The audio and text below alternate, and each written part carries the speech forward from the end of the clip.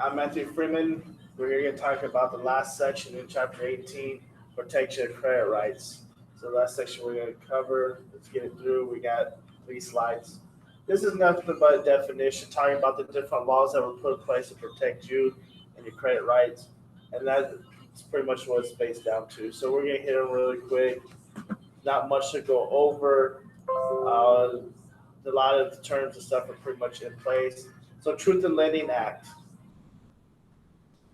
Pretty much what is it? The Truth in Lending Act requires that you be told the cost of the credit before you sign. So that basically means that's right here. You need to know what your APR is, your annual percentage rate, and the total charges that you're being charged. That's what the purpose of that act. Truth in Lending Act is to tell you exactly how much they're charging you, because you don't need to be ripped off, and that's what matters, because they can slowly raise it or lower it, and then you need to know before they do so, raising it, that you're going to pay more, and you have the right to dispute those changes.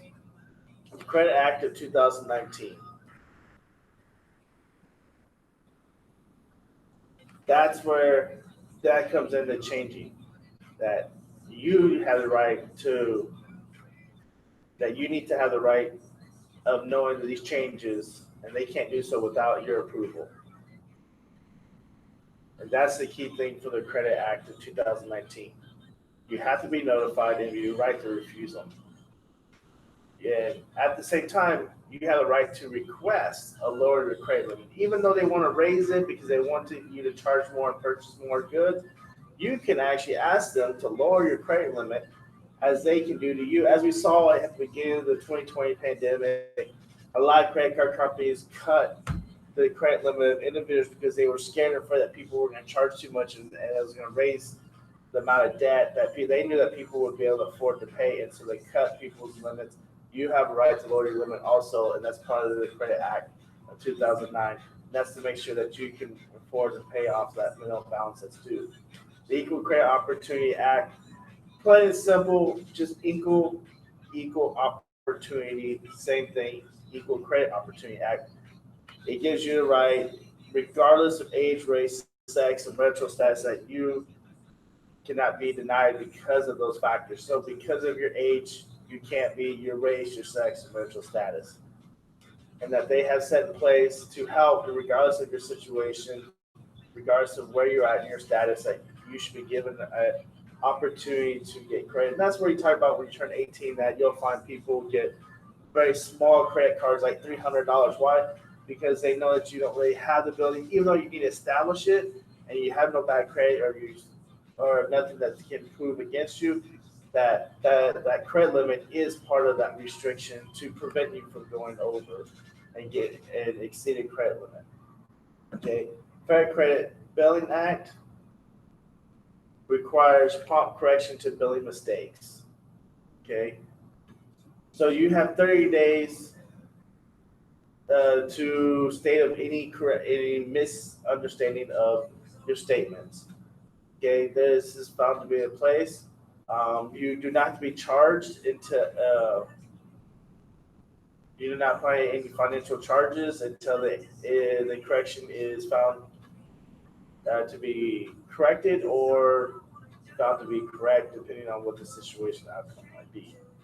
Okay, and so if there's no errors, as it states right here, the creditor must bill you again. The bill will include financial charges that have accumulated plus mail payments that were missed while the statements were being questioned. So they will tack on extra payments, understand that, but you have a right to dispute within 30 days, and that's what the Fair Credit Billing Act does. Okay, it also allows you to withhold the payments on any balances of the defective merchandise and services that you have purchased.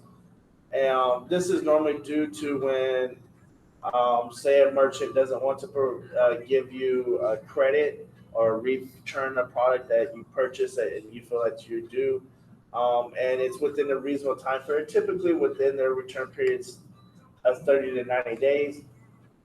Then you can, and if they won't do so, then you request that purchase be reduced. That is one factor of why interest is there, because consumers have that right, and the credit card companies have to assume that responsibility, and that's part of paying the interest of such a high premium, so that you have that ability to do so.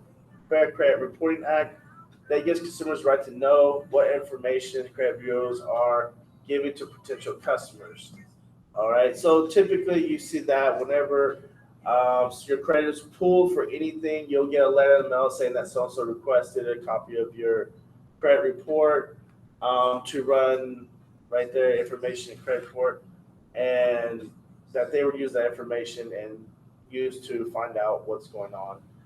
Typically, anytime you do a loan request of some sort or application, you'll get one of these in the mail within probably, I'd say, about 7 to 10 business days, depending on how the mail system's working at the current time. Okay. Also, at the same time, requires that the credit bureau must delete and remove any personal bankruptcies that are more than 10 years old. So that is very important right there. So if you have a bankruptcy, it will be removed from your system, from your file within 10 years. Okay, Consumer Credit Reporting Reform Act places the burden of proof of accurate credit information on the credit reporting agency than you. So if you have any type of discrepancy, they have to prove that that information stated there is accurate. You don't have to prove it. They have to prove it. Okay, it was that responsibility from you. Okay, creditors must certify the dispute data is accurate or can be held responsible financially. That is a key thing right here. We're gonna highlight financially responsible. Why financially responsible? Yes, because if there's something on that prevents you to purchase any good, to start up a business that financially benefits you in any way, and that's financially harms you, you should be able to reap reward for the financial harm that they did to you. And so that's why it's very important that the information is reported accurately and doesn't financially harm you in any way, because anything posted incorrectly can financially affect you and your purchases and affect your ability to succeed.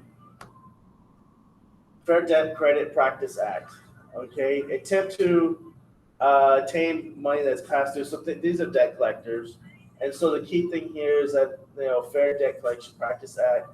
Debt collectors may contact you in person, by mail, telephone, telegraph, or fax. They cannot contact you at inconvenient times, such as before 8 a.m. and 10 p.m. They can't also contact you at work.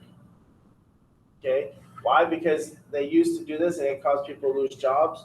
And this is where you'd want to go then retaliate in return and get financial rewards for them trying to collect. And there's been movies out there, tons of different movies showing things like this, where people are hunting down to collect, $500 in past due, and they go to extreme measures to collect it, and then it's $500 for it's not the extreme measure that is necessary to go through, and can cause financial harm to the person, maybe lose their job, which is more valuable than the $500.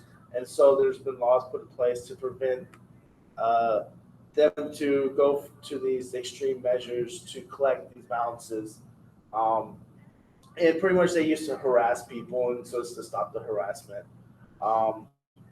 Due to several times people would make a payment.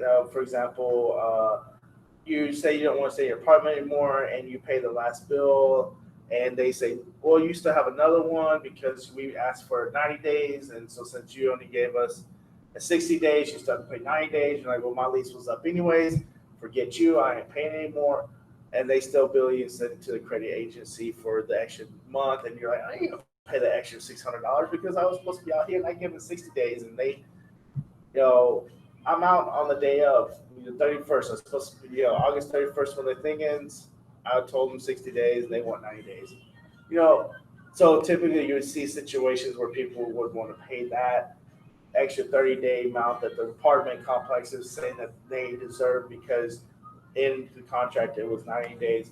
That's what's important to understand the contract of, within 90 days, how much time, because this is where situations a lot of times happen, and then they get reported to the debt collection agencies, and then you get harassed by debt collectors. Credit problems and assistance. You can contact a creditor and explain the situation. We saw a lot of this right now.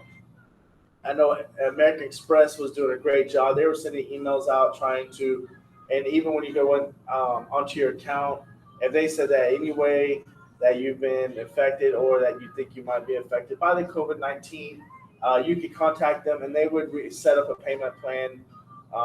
So at least it would reduce the amount of interest. And so as of right now, most people are getting, if you have an AMX card, you're only getting charged like, I think it's like 5.9%. So just say 6% interest during this time period.